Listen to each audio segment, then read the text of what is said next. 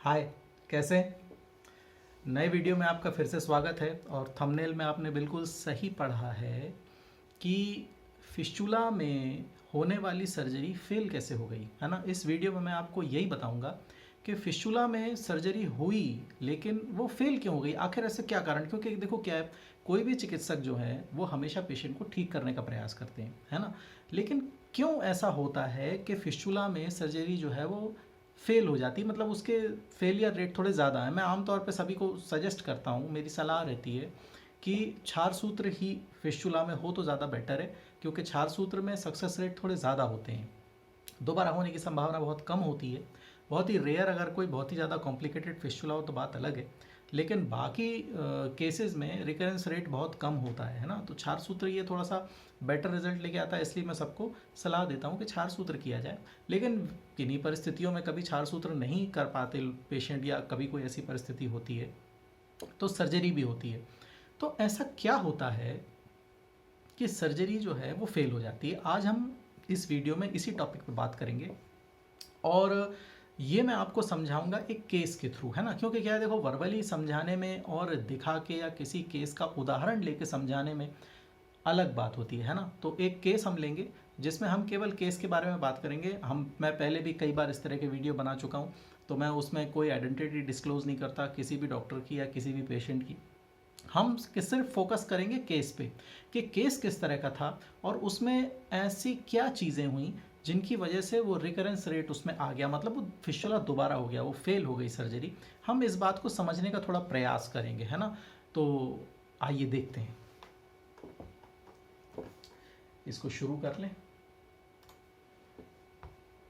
5 4 3 2 1 start हो गई recording, ठीक है। तो चलो, प्रिस्क्रिप्शन अपने सामने आ गया है। और प्रिस्क्रिप्शन किस तरह का है, प्रिस्क्रिप्शन इस तरह का है, ठीक है। प्रिस्क्रिप्शन देखो, नीचे तक देखो, प्रिस्क्रिप्शन इस तरह का है, ठीक है ना। तो अब अपन क्या करने वाले हैं, अब देखो क्या है, पेशेंट की सबसे पहले एज क्या है ना। तो पेशेंट की एज है, यहाँ पर हम एक पेन ले लेते हैं। पेशेंट की एज है हमारे पास 18 साल। पेशेंट की एज जो है वो 18 साल की है इस वक्त जब ये बात चल रही है ना। इसको ब्लैक की बजाय अगर रेड ले लें तो और अच्छा होता है, ठीक है। तो पेशेंट की एज जो है वो इस वक्त 18 साल मेल पेशेंट है, ठीक है। अब देखो क्या है, आमतौर पे जब भी ओपीडी में पेशेंट पहुंचते हैं तो उनका ये चीज़ें तो चेक ही हो जाती है। जैसे वेट है तो उस समय 73 इनका वेट था, ब्लड प्रेशर 120/80 ठीक है, पल्स है 78, SpO2 99 है। SpO2 अभी कोरोना में तो सब समझ गए SpO2 क्या होता है, ऑक्सीजन का सेचुरेशन होता है। तो 99% लिखा है, उन्हें चेक किया होगा। तो ये डिटेल तो इसमें है, तो चलो ये बात तो ठीक है। अब यहाँ के बाद, यहाँ से अपनी स्टोरी जो है वो शुरू होती है, ठीक है। कैसे शुरू होती है देखो, यहाँ पे डॉक्टर साहब ने लिखा हुआ है क्लियरली, है ना। यहाँ पे डेल्टा साइन बना है। डेल्टा साइन का क्या मतलब होता है, डेल्टा साइन का मतलब होता है प्रिस्क्रिप्शन में डायग्नोसिस से, ठीक है। पूरा डायग्नोसिस नहीं लिखते हैं, डेल्टा साइन बनाते हैं, तो आप समझ जाओ कि डायग्नोसिस की बात चल रही है। तो डायग्नोसिस में डॉक्टर साहब ने फिस्टुला इन एनो लिखा हुआ है, क्लियर लिखा हुआ है कि फिस्टुला इन एनो ने डायग्नोस किया है। अब क्या डायग्नोस, देखो, फिस्टुला इन एनो डायग्नोस किया और पेशेंट को यहाँ पे डायग्राम के थ्रू समझाया है। कैसे समझाया है, पेशेंट को लिथोटमी पोजीशन, ये जो पोजीशन कहलाती है ना, लिथोटोमी पोजीशन, है ना, ये लिथोटमी पोजीशन कहलाती है। अब लिथोटमी पोजीशन में क्या है, पेशेंट जो है वो पाँव ऊपर करके लेटे हुए चित्त अवस्था में। अब देखो, इनने बहुत ही अच्छा डायग्राम बनाया है और इसको आप अच्छे से समझो, क्योंकि यहीं से बात समझ में आएगी। देखो, ये होती है एक्सटर्नल ओपनिंग, ठीक है। ये एक्सटर्नल ओपनिंग है, फिस्टुला की जो बाहर छेद है जिसमें से पस आता है, एक्सटर्नल ओपनिंग है। ये जो डॉक्टर साहब ने सर्कमफेरेंस बनाया है, ये गोल, ये वाला, ठीक है, ये इनने एनल वर्ज को दिखाने के लिए बनाया है कि एनल वर्ज है यहाँ पे, ठीक है। और आप नोटिस करिए, यहाँ पे इनने हल्का सा निशान बनाया है, ठीक है। इसको इंड्यूरेशन कहते हैं, मैं लिख देता हूँ, इंड्यूरेशन कहते हैं। कोई भी चीज़ मतलब वहाँ पे यदि कोई चेंज है तो इंड्यूरेशन कहते हैं, थोड़ा सा इंड्यूरेटेड है, तो वो डॉक्टर साहब ने उसमें निशान बनाया है, ठीक है। अब इससे क्या पता चल रहा है, इससे ये पता चल रहा है कि एक्सटर्नल ओपनिंग इधर पे है और इंटरनल ओपनिंग इसकी यहाँ नीचे है, 6 o'clock पे। ये डॉक्टर साहब ने इतना अपने तरफ से डायग्नोसिस करके इसमें लिख दिया है पहले ही, है ना। जब लिथोलॉजी में पेशेंट आते हैं तो ओपीडी में देखते हैं ना, तो मैं भी इसी तरह बना देता हूँ। तो ये डॉक्टर साहब ने यहाँ पे क्लियर बना दिया है एक्सटर्नल ओपनिंग और इंटरनल ओपनिंग, उन्होंने यहाँ पे बता दिया है। अब देखो उसके बाद उन्होंने इन्वेस्टिगेशन एडवाइस किया है, ठीक है, कि अब इसमें इन्वेस्टिगेशन ज़रूरी है। अब इन्वेस्टिगेशन में डॉक्टर साहब ने क्या एडवाइस किया है, अपन थोड़ा सा इसको नीचे कर लें। इन्वेस्टिगेशन जो यहाँ पे लिखा डॉक्टर साहब ने, उसमें डॉक्टर साहब ने यूएसजी कहा है। यूएसजी का क्या मतलब है, अल्ट्रासोनोग्राफी, ठीक है। इसमें सोनोग्राफी एडवाइस किया है। सोनोग्राफ चलो ठीक है, अभी तो हम बताते हैं सोनोग्राफी एडवाइस किया, ठीक है। पेरिनल रीजन सोनोग्राफी एडवाइस हो गया, पेशेंट गए सोनोग्राफी कराया, डॉक्टर साहब को आके सोनोग्राफी रिपोर्ट दिखाई होगी। डॉक्टर साहब ने जब रिपोर्ट देखी है तो यहाँ नीचे उन्होंने ऐसा निशान बनाया है और फिर क्या लिखा है, साइनस ट्रैक अंडरलाइन कलेक्शन, ठीक है। साइनस ट्रैक है, अंडरलाइन कलेक्शन, मतलब कलेक्शन के साथ एक साइनस ट्रैक है, ठीक है। ये रिपोर्ट देख के डॉक्टर साहब ने इसमें लिखा है ना। अब यहाँ तक बात अपनी समझ में आ रही है, ठीक है। डॉक्टर साहब ने रिपोर्ट देख के लिखा है, तो अब रिपोर्ट देख के जब लिखा है तो हमें ये पता होना चाहिए कि रिपोर्ट एक्चुअली आई कैसी थी, क्यों लिखा डॉक्टर साहब ने साइनस ट्रैक। तो हम इसके लिए रिपोर्ट पे चलते हैं, ठीक है ना। रिपोर्ट कहाँ है, देखो ये है यूएसजी पेरिनल रीजन, ठीक है। यही डॉक्टर साहब ने एडवाइस किया था, सोनोग्राफी पेरिनल रीजन। तो देखो क्या है, पेरिनियल रीजन लिखा है इनने, है ना। पेरिनियल रीजन और पेरिनियल रीजन में अंतर होता है, ठीक है। तो अब पेरिनियल रीजन लिख दिया, चलो ठीक है, अलग बात है, अपन इसको इग्नोर करते हैं, हो गया। देखो यूएसजी ऑफ पेरिनियल रीजन, ठीक है। अभी इनने सोनोग्राफी करी, तो सोनोग्राफी करी तो क्या है, तो was done high frequency probe. अब ये फ्रीक्वेंसी होती है सोनोग्राफी की, इससे अपने को कोई मतलब नहीं है। इन्होंने कहा है यहाँ पे कि एक कलेक्शन है, ये लिख रहे हैं, ठीक है। ये कलेक्शन यहाँ पे है, कितना कलेक्शन है, 19/16 mm का, 19/16 mm का सर्कमफरेंस है ऐसा। कलेक्शन को क्या कहते हैं, कलेक्शन मतलब कि पस है, वहाँ पे कैविटी है और उसके अंदर पस भरा हुआ, उसको कलेक्शन बोलते हैं। तो 19/16 mm का है, तो 19/16 mm आप समझ लो 2 सेंटीमीटर बाई 1.5 सेंटीमीटर कुछ के आसपास, ठीक है। ऐसा गोल है वो, ठीक है, इस तरह से 19/16 इस तरह से आप मान लो, इसी तरह का वो है ना। और उसके बाद क्या लिख रहे हैं, लेफ्ट पेरिनियल रीजन। अब देखो पेरिनियल लिख रहे हैं हर जगह, पेरिनियल नहीं पेरिएनल लिखना चाहिए था, पर चलो ठीक है, ये थोड़ी सी मिस्टेक है, अपन इसको नोटिस कर रहे हैं ना।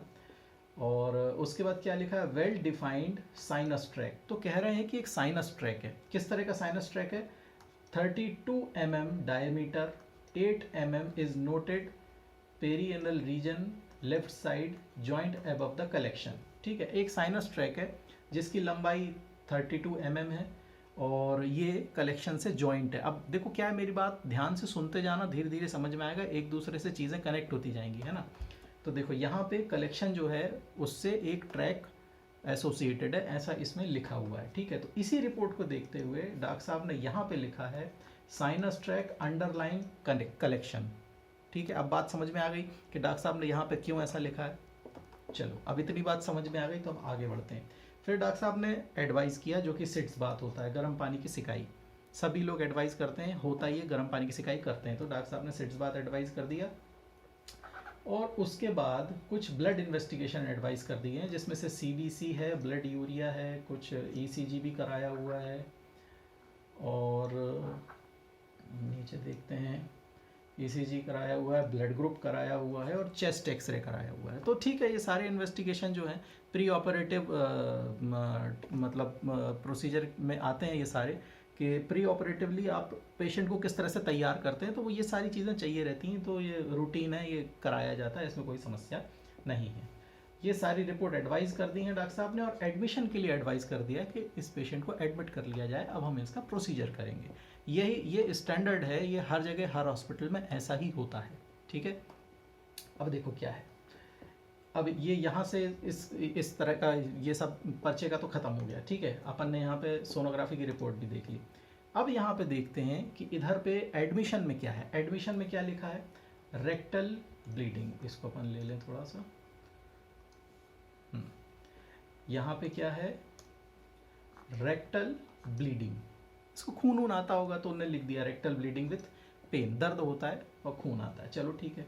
डायग्नोसिस में फिस्टुला एनानो लिखा क्योंकि पर्चे में डॉक्टर साहब ने डायग्नोसिस बना दिया फिस्टुला एनानो। लेफ्ट पेरिनल रीजन, देखो पेरिएनल रीजन, देखो यहाँ पे इनने सही लिखा है ना। यूएसजी रिपोर्ट में गलत हो गया थोड़ा सा। अब ये क्यों गलत हुआ ये तो अब इसमें क्या ही कहना है, ठीक है। तो पेरिएनल रीजन और उसके बाद एसोसिएटेड विथ साइनस, ठीक है। तो left perineal reason sinus track उन्होंने लिख दिया है, तो चलो ठीक है, ये सब चीज़ें तो होती ही हैं। उसके बाद ब्लड ग्रुप है, HB इनका इतना है, ब्लड शुगर इतना है, यूरिया इतना आया, सीरम इतना आया है, HIV और HbSAg, ये बहुत इंपॉर्टेंट इन्वेस्टिगेशन है। किसी भी प्रोसीजर के पहले ये दो इन्वेस्टिगेशन बहुत ज़्यादा इंपॉर्टेंट होते हैं। बाकी तो खैर चलो ठीक है, CBC और ब्लड यूरिया वगैरह कराते हैं, वो एक अलग चीज़ है, RFT LFT होता है वो अलग बात है। लेकिन HIV और HbSAg किसी भी प्रोसीजर के लिए बहुत ही स्टैंडर्ड इन्वेस्टिगेशन है और ये होना बहुत ज़रूरी है, ठीक है। और कुछ ट्रीटमेंट डॉक्टर साहब ने एडवाइस कर दिया, DNS लगा दो, RL लगा दो, पेंटॉप लगा दो, ऑगमेंटिन लगा दो, एमिकासिन दे दो, पैरासीटामोल दे दो, डायनापार दे दो। ये एक नॉर्मल मतलब जब ऑपरेट के लिए लेते हैं नॉर्मली है, ये तो करते ही हैं ट्रीटमेंट, को इसमें नई बात नहीं है ना। तो अपन आगे बढ़ते हैं, यहाँ तक तो समझ में आ गया। अब देखो अब इसके बाद ऑपरेशन हो गया है तो ऑपरेशन के कुछ नोट्स होते हैं, ठीक है। अब OT नोट जो है वो काफ़ी डिटेल होता है।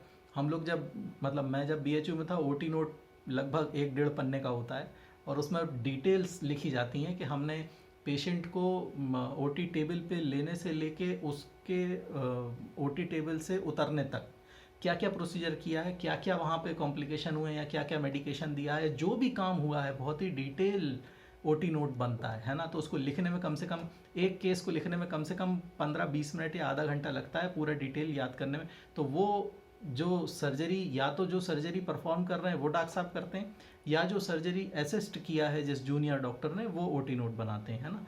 लेकिन यहाँ पे OT नोट काफ़ी शॉर्ट है तो अपन उसी को पढ़ेंगे कि OT नोट क्या है। तो OT नोट क्या दिया है इन्होंने, अ साइनस ट्रैक, इसको फिर से लें थोड़ा सा, हाँ, अ साइनस ट्रैक एक्सीजन। देखो इन्होंने क्या किया है, साइनस ट्रैक एक्साइज किया है, ठीक है। जो भी साइनस ट्रैक था उसको एक्साइज कर लिया। एक्साइज का मतलब काट के निकाल लिया है, ठीक है। काट के निकाल लिया का मतलब कैसे समझाऊं मैं। काट के निकाल लिया का मतलब ये है कि जैसे आप आइसक्रीम को कैसे ऐसे ऐसे स्कूप से ऐसे निकाल लेते हैं ना, तो एक गड्ढा बन जाता है, बस वैसा ही ट्रैक को निकाल लेते हैं तो एक गड्ढा बन जाता है, उस टाइप का समझ लो आप, है ना।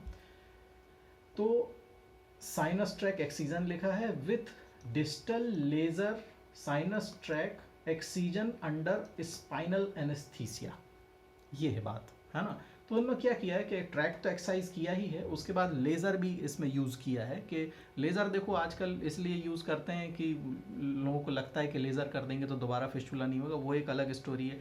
मेरा एक वीडियो लेज़र के बारे में भी डला हुआ है, आपको देखना हो तो देख लेना जाके। तो इसमें मैं उसके बारे में डिटेल नहीं बता रहा, लेकिन आमतौर पर धारणा रहती है कि लेज़र कर देंगे तो नहीं होगा, पर ऐसा ज़रूरी नहीं है, ऐसा होता नहीं है।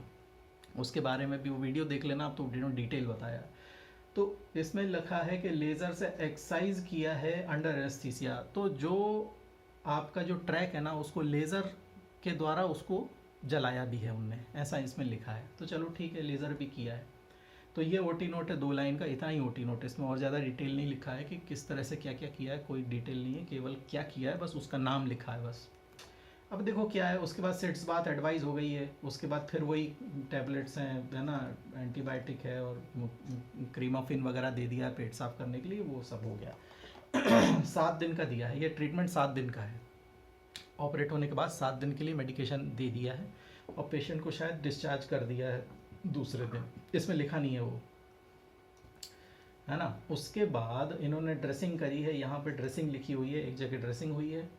उसके बाद रिव्यू SOS कर दिया है 3/9/2023 को, और उसके बाद 10/9/2023 को पेशेंट दोबारा दिखाने आया है, तो दोबारा उन्होंने वेट देखा है, BP देखा है, SpO2 देखा है, पल्स देखा है और इसको ओके कर दिया है, ठीक है। इतना काम उनने कर दिया है। उसके बाद क्या है, उसके बाद पेशेंट को फिस्टुला की प्रॉब्लम दोबारा हुई है और वो फिर मेरे पास आए हैं। अब ये डिटेल तो पुरानी थी जो पेशेंट के पास पर्चे थे, अब पेशेंट मेरे पास आए हैं क्योंकि उनको फिस्टुला दोबारा हो गया है। तो मैंने क्या किया है, फिर मैंने एमआरआई कराया है उनका, है ना। एमआरआई कराया है तो एमआरआई में क्या है, एमआरआई में ये डिटेल रिपोर्ट है, ठीक है। और ये इस तरह का फिस्टुला, तो मैं इसमें बहुत ज़्यादा आपको नहीं बताऊंगा, बस केवल मोटी मोटी बात बता रहा हूँ क्योंकि ये बहुत डिटेल है। अभी इसको ही बनाने बैठेंगे तो बहुत सारा फिर समय जाएगा, तो उसका कोई ऐसा अर्थ नहीं है, अपने को ऐसे काम नहीं करने, है ना। बहुत ज़्यादा डिटेल आपको फिर कॉम्प्लिकेशन लगने लगेगा। तो देखो इसमें कहा है उन्होंने कि ये ट्रांसस्फिंक्टरिक फिस्टुला है, ठीक है। फिस्टुला कई तरह के होते हैं, मेरे पुराने वीडियोस आप देखेंगे तो मैंने हर तरह के फिस्टुला के बारे में बताया है। तो ट्रांसस्फिंक्टरिक फिस्टुला है, मतलब दोनों स्फिंक्टर्स को क्रॉस करके चला गया है, उसको ट्रांसस्फिंक्टरिक फिस्टुला बोलते हैं, ठीक है। ट्रांसस्फिंक्टरिक फिस्टुला है, 6 o'clock पे इसकी इंटरनल ओपनिंग है। याद करिए सबसे पहले पर्चे में जो डॉक्टर साहब ने डायग्राम बनाया था उसमें 6 o'clock पे इन ड्यूरेशन मैंने बताया था, देख रहे हैं, याद आया, यहाँ पे याद आया, देखो याद आ रहा है, ये जगह पे ये याद आया, इन ड्यूरेशन बताया था, ये वही है, ठीक है, जो इस रिपोर्ट में आ रहा है 6 o'clock पे। देखो कितना परफेक्ट है ना, डॉक्टर साहब का डायग्नोसिस ठीक है। 6 o'clock पे इसकी इंटरनल ओपनिंग 6 o'clock पे आ रही है, और डेंटेड लाइन पे ठीक है, और 6 o'clock position, 6 to 4 o'clock position, two blind ended. अब ये देखो यहाँ से फिस्टुला कॉम्प्लिकेट हो गया, क्योंकि ऑपरेट कर देते हैं तो फिस्टुला कॉम्प्लिकेट हो जाता है ना, क्योंकि थोड़ा सा ऑपरेटिव प्रोसीजर के कारण वहाँ पे जो भी एक्सीजन होता है तो नई कैविटी बन जाती है, फिर वो ड्रेसिंग होती है, फिर हील अप होता है, तो कई बार ट्रैक जो है वो नई तरीके से बन जाते हैं, तो ये डिफरेंट है। लेकिन डिटेल्स तो बता रहा है, 3 o'clock पे बता रहा है, फिर इसके आगे बताया है ना 3.5 सेंटीमीटर के लगभग है, तो इस तरह से ये डिटेल रिपोर्ट आ रही है। और उसके बाद यहाँ पे देखो अब आप डायग्राम, ठीक है, डायग्राम में देखो आप किस तरह से फिस्टुला है, यहाँ पे 6 o'clock पे ये आ गया है। इसको यहाँ पे मत समझना जहाँ पे ये है ना, इसको यहाँ पे मत समझना जहाँ पे ये है, यहाँ पे नहीं है एक्चुअली, ये यहाँ पे है, ठीक है। इसकी इंटरनल ओपनिंग जो है ना वो यहाँ पे है, इस तरह से नीचे से आया है ना, तो नीचे से आएगा, तो इसलिए डॉक्टर साहब ने वहीं तक बनाया, पर वो नीचे से गया, तो 6 o'clock पे है। और एक्सटर्नल ओपनिंग इसकी इस तरफ है, यहाँ पे इधर एक्सटर्नल ओपनिंग है। 2 तरह की ओपनिंग बन गई है इसकी, क्योंकि पहले तो एक ही थी पर अब 2 हो गई है ना, तो इस तरह का केस है। और ये ब्लाइंड जो ट्रैक है इस तरफ जा रहा है, एक ट्रैक इस तरफ जा रहा है। अब इस तरह के कॉम्प्लिकेशन ऑपरेटिव प्रोसीजर के बाद हो जाते हैं। वैसे इसका फिस्टुला सिंपल हो सकता था, इसी तरह का फिस्टुला हो सकता था, नॉर्मल जैसा ये दिख रहा है इसी तरह का हो सकता था और ऐसे बाहर आ जाता, लेकिन ये जो ट्रैक है ये एक्स्ट्रा बना हुआ है, तो ये ऑपरेटिव प्रोसीजर के कारण कभी कभी बन जाता है, ठीक है। जब फिस्टुला को एक बार ऑपरेट कर देते हैं और दोबारा वो होता है तो इस तरह के कॉम्प्लिकेशन आते हैं जिसमें ब्लाइंड एंडेड ट्रैक होते हैं अगल बगल, तो ये इस तरह की प्रॉब्लम इसमें आती है। तो खैर, तो अंत में ये ग्रेड 4 का फिस्टुला मेरी एमआरआई रिपोर्ट में ये आया जब मैंने एमआरआई रिपोर्ट कराया। तो अब यहाँ पे मैं आपको कंक्लूजन में बताऊँ कि कंक्लूजन मेरे हिसाब से क्या है, तो कंक्लूजन मेरे हिसाब से इसमें क्या कमियां हुई होंगी, तो कमियां ये हैं, इसके क्या कारण हो सकते हैं, है ना, कारण क्या हो सकते हैं, यहाँ हम कारणों की बात करेंगे, कारण क्या हो सकते हैं। तो सबसे पहले कारण जो है, इतनी जो अपन ने रामायण महाभारत सब चीज़ें पढ़ी है, इतना ज़्यादा आपने अभी तक इतना इसको सुना है ना, काफ़ी कॉम्प्लिकेटेड टाइप का, फिर भी आपने लेकिन बड़े धीरज से सुना है, और यहाँ तक यदि आप आ गए हो तो अब ये बात काम की है, ठीक है। अब देखो क्या बात काम की है। सबसे पहले तो इस केस में एमआरआई होना चाहिए था, सोनोग्राफी नहीं होना चाहिए थी। डॉक्टर साहब ने एमआरआई मतलब सोनोग्राफी क्यों एडवाइस करी, मुझे इसमें थोड़ा सा संदेह है, हो सकता है वो कोई कारण रहा हो, वहाँ पे वो सुविधा उपलब्ध ना हो सकता है पेशेंट ने कुछ कह दिया हो कि भाई हमको एमआरआई नहीं कराना, हमको सोनोग्राफी कराना है, जो भी कारण रहे हों, लेकिन डॉक्टर साहब ने यूएसजी एडवाइस किया, सोनोग्राफी, है ना। सोनोग्राफी की अपनी लिमिटेशंस होती हैं। जो डिटेल रिपोर्ट मैंने एमआरआई की आपको दिखाई, इस तरह से डिटेल रिपोर्ट सोनोग्राफी की नहीं आती। आपने तो देखा यूएसजी की रिपोर्ट मैंने आपको दिखाई, किस तरह की यूएसजी की रिपोर्ट है ना। तो अब इस तरह की रिपोर्टिंग यदि होगी तो किस तरह से मतलब केस कैसे अच्छा हो सकता है। तो देखने की बात यह है कि डॉक्टर साहब ने यूएसजी कराया, किसी लिमिटेशन के कारण ही कराया होगा, कोई प्रॉब्लम रही होगी, हो सकता है उपलब्ध ना हो, कंडीशंस डिपेंड करती ना कई बार, तो इसलिए यूएसजी उनने कराया। अब यूएसजी की रिपोर्टिंग कैसी हो गई? देखो डॉक्टर साहब का डायग्नोसिस बिल्कुल परफेक्ट था। उन्होंने सबसे पहले फिस्टुला डायग्नोस किया, जो डेल्टा मार्क मैंने आपको बताया, सबसे पहले उन्होंने फिस्टुला डायग्नोस किया था। देखो यहाँ पे सबसे पहले उन्होंने फिस्टुला डायग्नोस कर लिया था। एक्सटर्नल ओपनिंग उनको मालूम थी कि कहाँ पे है, इंटरनल ओपनिंग भी मालूम थी उनको कि कहाँ पे है, और वो इस बात से श्योर थे कि ये फिस्टुला है। लेकिन प्रॉब्लम यहाँ हुई कि जब ये यूएसजी की रिपोर्ट जो आई है, यूएसजी की रिपोर्ट जो आई है, इसने कह दिया है साइनस ट्रैक, इसने साइनस ट्रैक कह दिया है। अब जब यूएसजी में साइनस ट्रैक लिख के आ गया है, तो डॉक्टर साहब ने भी फिर अपनी अपनी जो ये जो है इसमें साइनस शब्द का उपयोग किया है, क्योंकि रिपोर्ट में साइनस लिखा है, यूएसजी में साइनस लिखा है ना। आगे देखना, ये तो खैर ये है, कहाँ गया, ये देखो यहाँ भी इनने फिर साइनस ही लिखा ना इसको, देखो यहाँ पे पर्चे में भी इधर भी इनने साइनस ही लिखा ना, साइनस ट्रैक लिखा। उनकी मजबूरी हो गई कि सोनोग्राफी में साइनस लिखा है तो साइनस ही लिखेंगे ना, अब क्या करेंगे, ये हो जाता है बात। क्योंकि वो तो पूरी तरह मतलब कंफर्म थे कि हाँ फिस्टुला ही है, इंटरनल ओपनिंग इधर है, एक्सटर्नल ओपनिंग इधर है, लेकिन यूएसजी में इंटरनल ओपनिंग की तो बात ही नहीं हुई।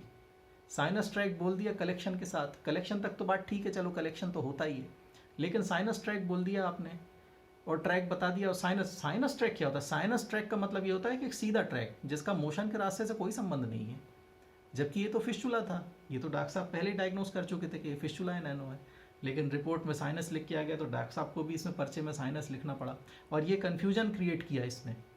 डॉक्टर साहब को ये लगा कि मुझे इंटरनल ओपनिंग कहीं ऐसा तो नहीं लग रहा कि मैं गलत देख रहा हूँ या मेरे से कोई गलती हो गई या कोई कमी रह गई, तो डॉक्टर साहब ने उसको कंसीडर किया कि हम इसे साइनस की तरह ट्रीट करेंगे। तो जो भी ऑपरेटिव प्रोसीजर हुआ, ये तीसरा पॉइंट हमारा, surgery done according to sinus not fistula.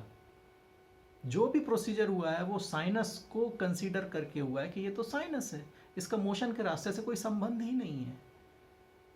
बात को समझ रहे हैं आप? तो रिपोर्टिंग यदि गड़बड़ हो गई इस तरह से, तो फिर तो साइनस है, तो मोशन के रास्ते को आप क्यों ही छुओगे? वो प्रयास ही नहीं हुआ कि मोशन के रास्ते में भी कोई ओपनिंग हो सकती है। तो ऑब्वियसली जब आप मोशन के रास्ते की जो डेंटेड लाइन पे जो 6 o'clock पे जो इंटरनल ओपनिंग थी, वही तो उसका ओरिजिन था, वहीं से तो वो शुरू ही हुआ था। यदि वो ही मतलब क्लियर नहीं हुआ है तो फिस्टुला कैसे ठीक होगा? तो वो तो बिल्कुल ही छूट गया। तो वो तो छूटेगा तो कोई बात ही नहीं है, वो तो हो ही जाएगा, है ना। देखो मैं एक बात इसी में बताता हूँ। देखो क्या है, ये इस तरह का मान लो, ये मोशन का रास्ता है ना, और ये 2 स्फिंक्टर मान लो ऐसे बना दिए, ठीक है। ट्रांसस्फिंक्टरिक फिस्टुला अगर कह रहे हैं तो ट्रांसस्फिंक्टरिक फिस्टुला ऐसे जाता है और इस तरह से आता है, दोनों स्फिंक्टर्स को क्रॉस करते हुए आता है, ठीक है। अब ये इंटरनल ओपनिंग है, ये फिस्टुला का ट्रैक है ऐसा, और यहाँ पे ये कलेक्शन है, ठीक है, इसको कलेक्शन बोलते हैं। इसमें पस भरा हुआ है, वही 1.5 बाई 2 सेंटीमीटर के लगभग पस है। तो डॉक्टर साहब को रिपोर्ट में साइनस बोल दिया। अब साइनस में क्या हुआ, डॉक्टर साहब ने यहाँ से ऑपरेट किया, साइनस से सीधे सीधे सीधे सीधे इतना ऑपरेट कर दिया और इसको निकाल दिया बाहर। ये वाला ओपनिंग की उसमें बात ही नहीं हुई, तो डॉक्टर साहब ने इस तरफ ध्यान ही नहीं दिया होगा, हो सकता है भाई, क्योंकि जब यूएसजी रिपोर्ट में जब कोई कह रहा है कि उसमें नहीं है तो अब उसमें क्या ही करेंगे। क्योंकि देखो डॉक्टर तो अपने अनुभव से देखता है, लेकिन टेक्नोलॉजी देखती है तो टेक्नोलॉजी पे ज़्यादा भरोसा रहता है कि नहीं यार वो यूएसजी में देखा है, डॉक्टर साहब ने लिख के दिया तो गलत थोड़ी होगा। तो इस तरह से वो चूक हुई है, ये मुख्य चूक है। क्योंकि ये इंटरनल ओपनिंग जब तक ठीक नहीं होगी तब तक तो फिस्टुला दोबारा होना ही है, कोई उसमें बात ही नहीं है, वो तो होना ही है, तय है वो। आज नहीं तो कल, नहीं तो परसों, नहीं तो नरसों। ये पेशेंट मेरे पास 1 साल बाद आए हैं, 1 साल पहले हुआ था इनका प्रोसीजर, और ये मेरे पास अभी आए हैं, 1 साल हो गया उनको। तो 1 साल क्यों लगा? क्योंकि बाहर ऑपरेट हो गया, तो अंदर से फिस्टुला को बाहर आने में फिर से उतना ही समय लगा जितना पहले लगा था।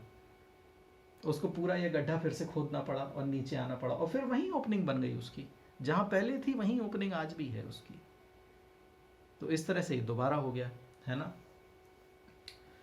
और चौथा पॉइंट मैं समझता हूँ कि ड्रेसिंग की थोड़ी बहुत गलती हो सकती है, कि प्रॉपर ड्रेसिंग हो सकता है ना हुई हो सकता है ड्रेसिंग में लापरवाही हो गई हो। पर ये मैंने 4th पॉइंट इसलिए लिख लिया, ज़बरदस्ती लिख लिया, पर मुझे ड्रेसिंग का तो बहुत मुझे नहीं लगता। ड्रेसिंग को तो मैं मान लो नहीं भी मानूँ कि हो गया, जब इंटरनल ओपनिंग ही छोड़ दी तो ड्रेसिंग की कौन कहे, ये बात है ना। तो कहने का मतलब ये है कि यहाँ पे डॉक्टर साहब बिल्कुल सही थे, उन्होंने डायग्नोसिस बिल्कुल ठीक किया था, वो बिल्कुल ठीक थे, और अपने डायग्नोसिस के हिसाब से चलते तो हो सकता है कि फिस्टुला वो ठीक कर लेते, ये ठीक हो जाता। यहाँ गलती सिर्फ ये हो गई कि सोनोग्राफी रिपोर्ट पर थोड़ा भरोसा किया डॉक्टर साहब ने, और उन्होंने साइनस कह दिया, और साइनस ट्रैक के हिसाब से ऑपरेटिव प्रोसीजर हो गया। तो फिस्चुला क्यों ठीक होने वाला है? फिस्चुला को फिस्चुला के डायग्नोसिस के हिसाब से ही ऑपरेट होना चाहिए था, है ना। इंटरनल ओपनिंग तक जाना चाहिए था, वहाँ से फिस्चुला को एक्सरसाइज करना चाहिए था, अगर मान लो करना ही है तो मान लो। वैसे तो मैं इस फेवर में नहीं रहता, मैं तो 4 सूत्र ही प्रेफर करता हूँ कि 4 सूत्र होना चाहिए। लेकिन अगर नॉर्मली सर्जरी कर रहे हैं तो कम से कम इंटरनल ओपनिंग तक जाना चाहिए था, और इंटरनल ओपनिंग को क्लोज करना चाहिए था, जो कि सर्जिकल प्रोसीजर में किया जाता है। लाइगेशन ऑफ इंटरनल ओपनिंग को मतलब उसमें स्टिच कर देते हैं, उसको क्लोज कर देते हैं।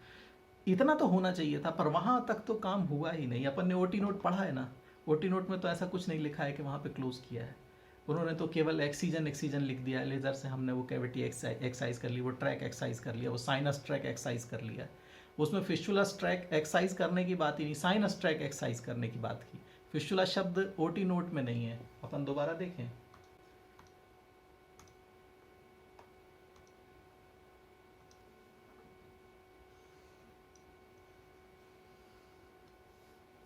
ये देखो इसमें साइनस ट्रैक लिखा है, ये भी साइनस ट्रैक है, इधर भी लेज़र है, इधर भी, यहाँ भी साइनस ट्रैक लिखा है, ट्रैक है, ये अंडर एनेस्थीसिया। इसमें कहीं भी फिस्चुलस ट्रैक नहीं लिखा है। फिस्चुला की सर्जरी होती है तो फिस्चुलस ट्रैक लिखा जाता है उसमें, excision of fistulous tract associated with laser therapy, या जो भी जिस तरह से भी किया हो, है ना। उसके बाद इंटरनल ओपनिंग को अगर लाइगेट किया है या क्लोज किया है तो उसके बारे में भी इसमें डिटेल होता है कि हमने इंटरनल ओपनिंग को क्लोज किया है ना। ये चीज़ें उसमें नहीं है। तो कहने का मतलब ये है कि ये उस समय भी फिस्चुला था, आज भी फिस्चुला है, लेकिन रिपोर्टिंग ठीक होने ना होने की वजह से ये प्रॉब्लम है, ठीक है ना।